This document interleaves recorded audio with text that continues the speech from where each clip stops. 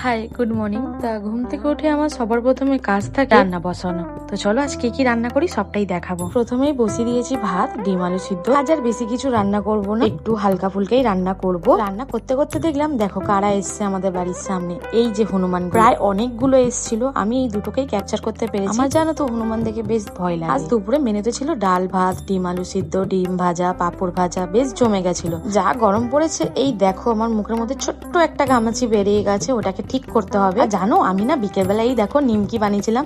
এটা কিন্তু পুরো হোমমেড নিমকি, বাড়িতে বানিয়েছিলাম। তার সাথে ছিল একটু রচা। এই দেখো বেশ মুচমুচে হয়েছিল। দেন তারপরে চলে গেছিলাম একটু আইসক্রিম খেতে। আমি আর বাবাই মিলে সন্ধ্যেবেলা একটুখানি বেরিয়েছিলাম, তো তার মধ্যে এই আইসক্রিমটা চোখে পড়লো। এটা কিন্তু একটু নতুন স্টাইলের আইসক্রিম। হ্যাঁ, অনেকে হয়তো খেয়েছো, আমি নতুনই দেখলাম কোয়ালিটি ওয়ালস এর।